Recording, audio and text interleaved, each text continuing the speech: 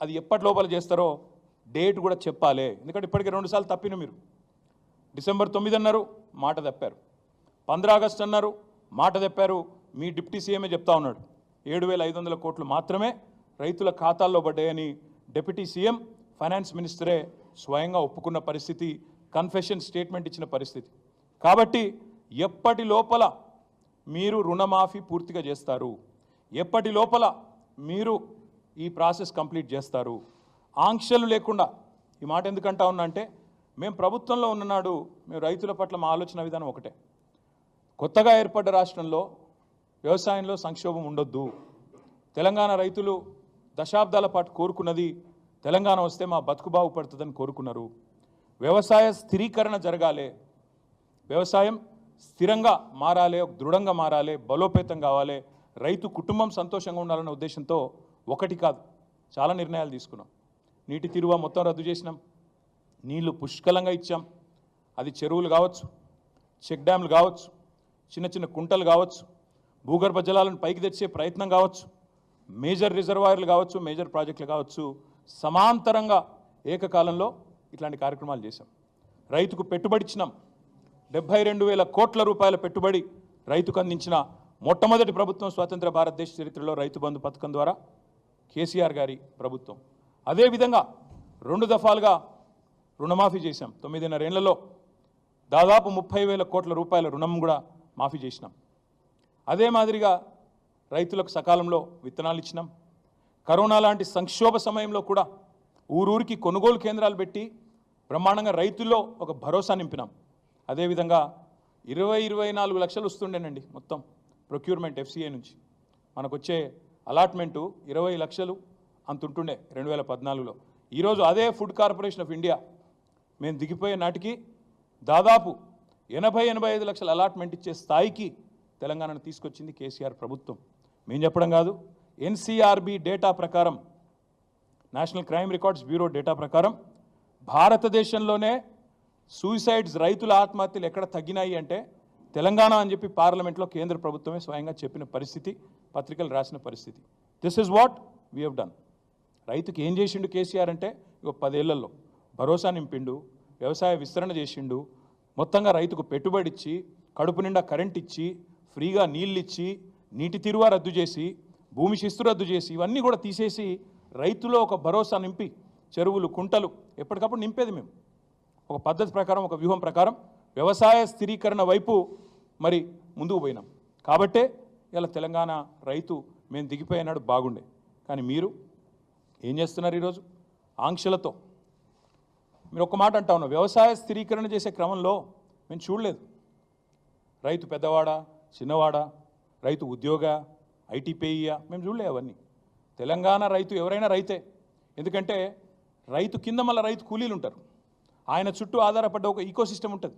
వాళ్ళందరూ బాగుండాలంటే చిన్న పెద్ద అని కటింగ్లు పెట్టాలి, కొర్రీలు పెట్టాలి, ఆంక్షలు పెట్టాలని మేము చూడకుండా రైతును రైతుగా చూసి వ్యవసాయ స్థిరీకరణ లక్ష్యంగా మేము ముందుకు పోయినాం. కాబట్టే తెలంగాణ ఈరోజు పంజాబ్ను, హర్యానాను తలదని వ్యవసాయంలో, వరిధాన్యం ఉత్పత్తిలో భారతదేశంలో అగ్రభాగాన్ని ఉన్నది. కానీ మీరు ఇవాళ పూటకో మాట, రోజుకొక కొత్త ఆంక్ష.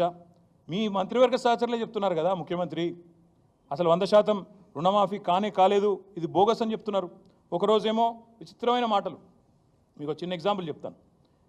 ఎన్ని విచిత్రమైన మాటలు అంటే, 17,14 మందికి రుణమాఫీ కాలేదని ఒకరోజు అంటారు, 30 లక్షల మందికి కాలేదని రైతులు చెప్తా ఉన్నారు. అందుకే మేము క్షేత్రస్థాయిలో కూడా పరిశీలనకు పోయినాం. లాస్ట్ ప్రెస్ మీటింగ్లో మీకు చెప్పాను, కొడంగల్ నుంచే ప్రారంభిస్తామని చెప్పాను. నేను కొడంగల్ డేటా మొత్తం తెచ్చిన. కొడంగల్లో ఒక మండలి చెప్తాను, మీరు కూడా బోర్ కావద్దు, మొత్తం డేటా ఇస్తా చూసుకోండి. కోస్గి అని ఒక మండలం ఉంటుంది, ఇప్పుడు అందులోకెళ్ళి ఇంకో మండలం కూడా ఏర్పాటు చేసింది. కోస్గి ఉమ్మడి మండలం, గుండుమాల్ మండలం ఇంకోటి అందులోనే మా ప్రభుత్వం ఉన్నప్పుడే ఏర్పాటు చేసినాం. కోస్గి అనే మండలం ఒక ఎగ్జాంపుల్ చెప్తాను నేను మీకు, దాన్ని బట్టి మీరు అర్థం చేసుకోవచ్చు. ముఖ్యమంత్రి సొంత నియోజకవర్గం పరిస్థితి. కోస్గి ఉమ్మడి మండలంలో మొత్తం 4 బ్యాంకులు ఉన్నాయండి, 5. 2 SBI బ్రాంచ్లు ఉన్నాయి, 2 తెలంగాణ గ్రామీణ వికాస బ్యాంకులు ఉన్నాయి, అదేవిధంగా 1 Mahbubnagar DCC bank single window, మొత్తం 5 బ్యాంకులు. ఈ 5 బ్యాంకుల్లో మొత్తం కలిపి ఉన్న ఖాతాలు ఎంత అంటే 20,239. 239.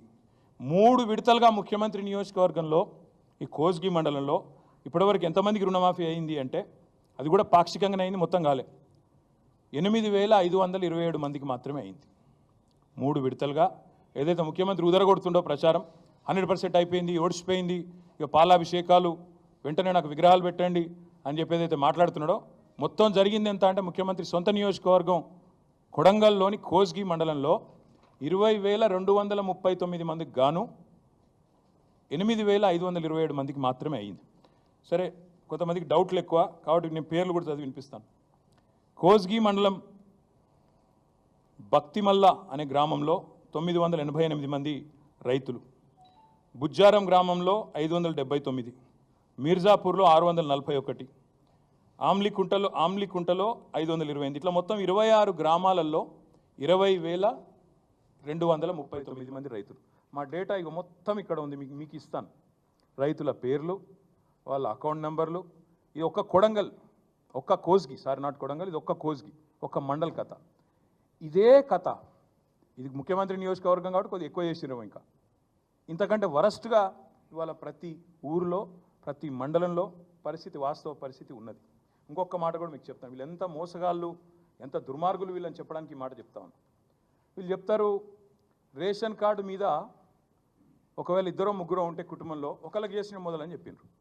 ఇగో ఇది కూడా ముఖ్యమంత్రి నియోజకవర్గం, ఆయన కాన్స్టిట్యున్సీ. మా నరేందర్ అన్న, మా రామకృష్ణ, ఎక్స్ఎమ్మెల్యే నరేందర్ రెడ్డి గారు, మా సోదరుడు మాజీ గ్రంథాలయ సంస్థ చైర్మన్ రామకృష్ణ గారు వివరాలన్నీ కూడా తెచ్చిచ్చినారు.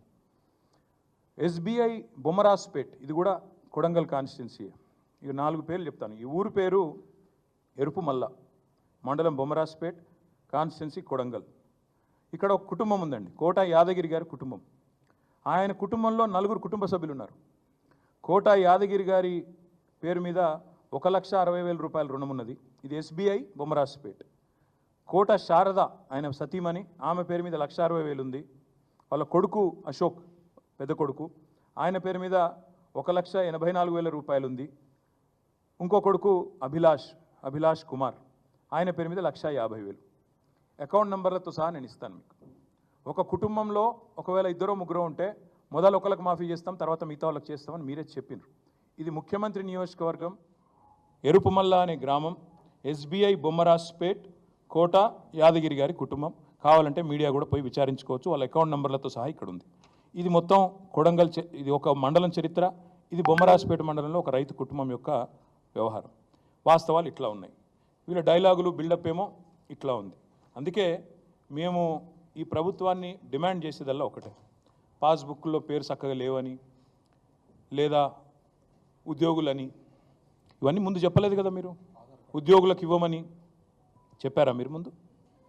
ఉపాధ్యాయులు, ఉద్యోగులు ఇవాళ మాకు మెసేజ్ పంపుతా ఉన్నారు, అన్న మా గ్రూపులలో చర్చ జరుగుతున్నది, చాలా మోసం ఇది, ఉద్యోగులను మోసం చేసిండు, ఉపాధ్యాయులను మోసం చేసిండు, ముందు చెప్తే బాగుండు కదా అని చెప్తూ ఒక ఉద్యోగ మిత్రుడు నాకు ఫోన్ కూడా చేసి మాట్లాడినాడు. ఆయన అన్న మాట, అన్న మరి రుణమాఫీకే ఇన్ని కథలు పడుతుండు, మరి రేపు రైతు బంధు కథ కూడా గింతేనా, అందులో కూడా కోసి పారేసులేనా అందరినీ అడుగుతాడు. నేను పక్కా చెప్తున్నా, ఈ పచ్చి మోసగాళ్ళ ప్రభుత్వం ఇది, దగా ప్రభుత్వం. 49,000 కోట్లకెళ్ళి కథ మొదలైంది, ఇవాళ 7,500 కాడ ముగిసింది. 49,000 కోట్లు అన్నారు డిసెంబర్లో మీరే, ఇవాళ 7,500 అంటే 7వ వంతు, 1/7 ఇంత మోసం. అందుకే నేను అనేది, డిసెంబర్లో 49,000 కోట్ల రుణాలు ఉన్నాయి, వ్యవసాయ రుణాలని చెప్పింది మీరా కాదా? ప్రభుత్వం చెప్పాలా. 49,000 కోట్ల రుణాలు ఉన్నాయని చెప్పిన మాట వాస్తవమా కాదా? రైతుల ఖాతాల్లో 7,500 మాత్రమే పడ్డాయని చెప్పింది కూడా మీరా కాదా? చెప్పాలా ఈ ప్రభుత్వం. అదేవిధంగా నాకైతే డౌట్ వస్తూ ఉంది వీళ్ళ వ్యవహారం చూస్తూ ఉంటే. చచ్చినోడి పెళ్ళికి వచ్చిందే కట్నం అన్నట్టుగా 7,500కే ముగించే చక్కర్లో ఉన్నట్టున్నారు వీళ్ళు చూస్తుంటే. 7,500కే పరిసమాప్తం చేయాలి. ఇక మనం చేసిన కాడికి అభిషేకాలు చేయించుకున్నాం, పాలాభిషేకాలు, వీడికి కథ బంద్ చేస్తే ఒడిచిపోతుందని మీరు అనుకుంటున్నారు. కానీ రైతుల తరపున కొట్లాడడానికి బీఆర్ఎస్ పార్టీ ఉన్నది.